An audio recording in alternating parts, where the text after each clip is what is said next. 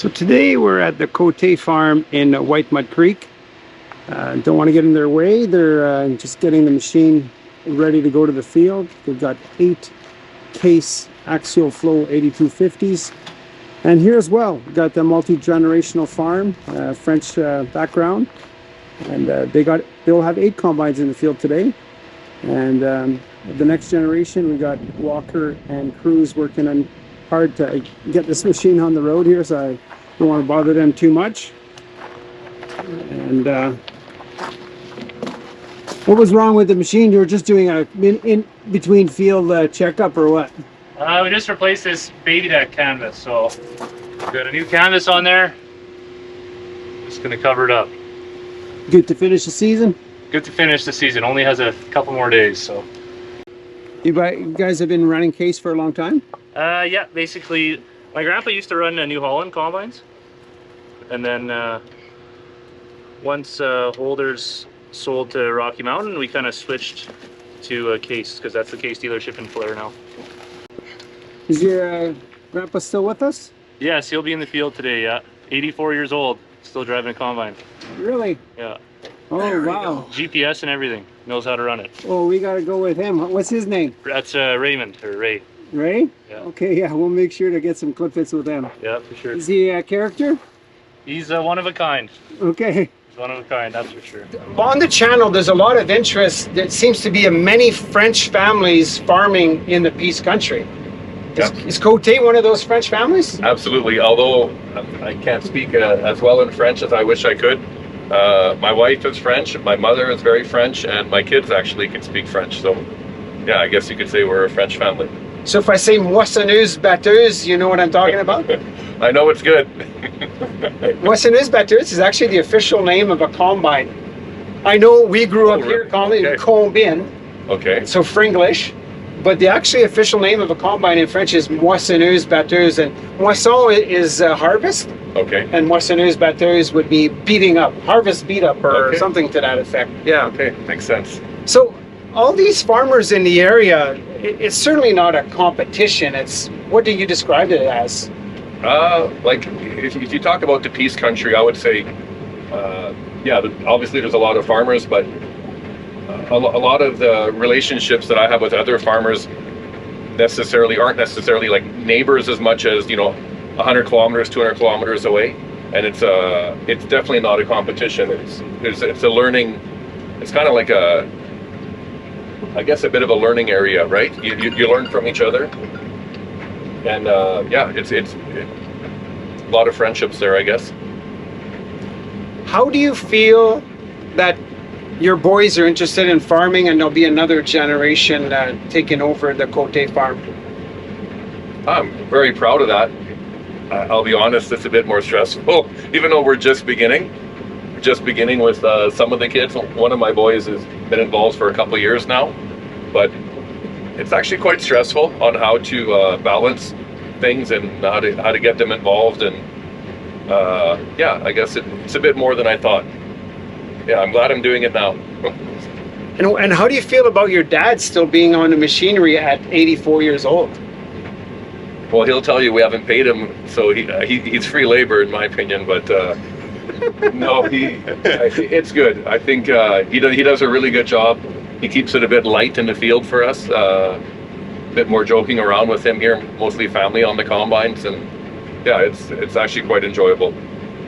So I'm now with Ray, who's the first generation of the Côté family. Actually, it's actually second generation, because you just told me your dad moved here. My dad moved here in 34. Yeah. And where do they move from? Cessford area, southern Alberta. Yeah. And originally, my dad was born in the States. He was born in Illinois. And they moved, he was born in 1898, and they moved to Alberta in 1907. The whole family, there was a bunch of boys, they all moved because they actually farmed. They had about 400 acres just south of Chicago, and beautiful land, he said, but they could never afford to buy it. I mean, they were just renting. They couldn't, and you could never afford to buy it. Even then, it was worth probably $1,000 or $1,500 an acre. Then when, you know, we had no money at all. So they moved, all families moved to southern Alberta. So, and then it started from there, and then eventually they did different things and got dried out in the 30s and moved up north. That was it. Yeah. And now you've got the next generation and the next generation on the farm, and I got 5 great grandkids working on the farm. I mean, no, not grandkids. 5 grandkids working on the farm. so I missed one. I met Taylor, I met Cruz, I heard about Walker, Foster. Foster, yeah, and Quinn too. Sometimes works on the farm too. Yeah, she's a girl. A girl, yeah. Yeah.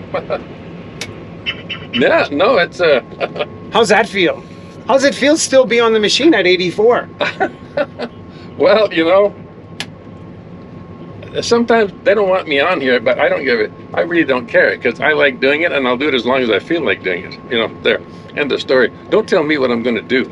I'm gonna run my combine for as long as I feel like, and I can still, you know, I'll know when I can't do it properly. But right now I can do it properly, and I love it. I just love combining.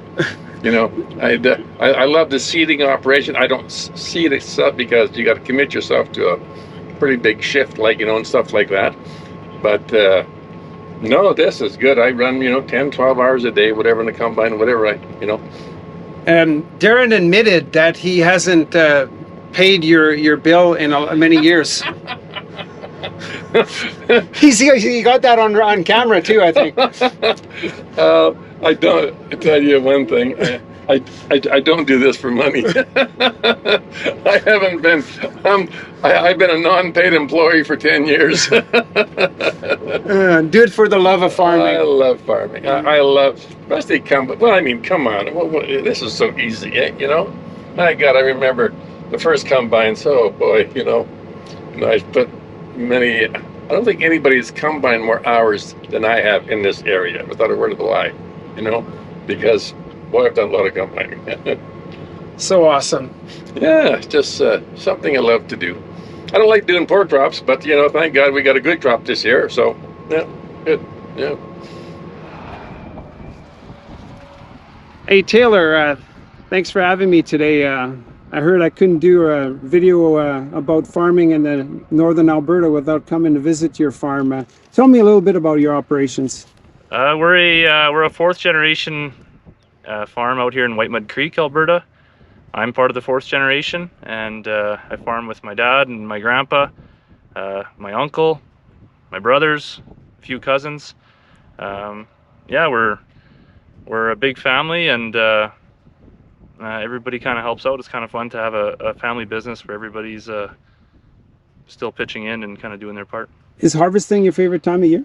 Yeah, I think that's I'd say that's probably everybody's favorite time of year, but yeah, it's especially fun it's kind of a celebration. You kind of work all year towards you know, towards harvest and picking up the crop, and it's kind of nice when it's coming in good and things are going smooth. We've had a beautiful weather this harvest, so that's always a bonus. And yeah, just things are going good. We'll be done here in a few days and on to the next.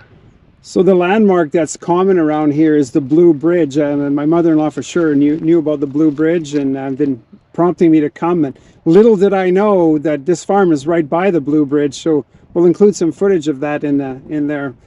So, tell me a little bit more about the Blue Bridge. Well, from you know, when I was in high school, I was kind of away. I was playing hockey, but from what I hear, that was the main party spot for a lot of years.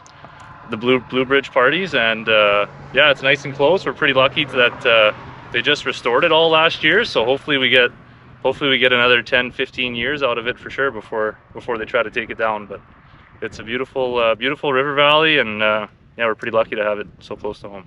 So I also got some impressive shots of the 8 combines together, the cases. They've been the go-to machine for you guys. I think you told me the dealership in Falher has really been good to you, and that's why you've chosen the case machine. Yeah, we've run case now since I was a little boy. Anyway, my grandpa used to run New Holland, and we've run case combines for the last probably 20 years, I'd say, almost. And they've always been good to us, and everybody likes to compare their combines, the green ones versus the yellow ones versus the red ones. But we like the red ones, and yeah, we're pretty happy with them. The other thing I talked about to your dad is like you can't really call the other farmers in the area competition. How do you describe the relationship with other farmers in the area?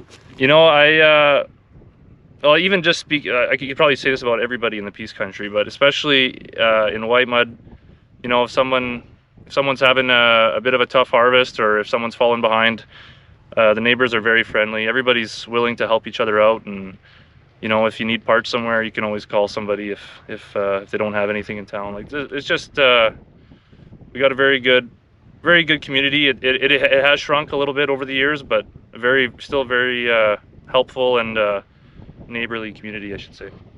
I don't know if I'll say what I'm going to say to you. I've traveled the world, and I don't know any better, honest, true people than the people in this Peace River region. They're just, their hearts are true. Like my cousins, I admire them.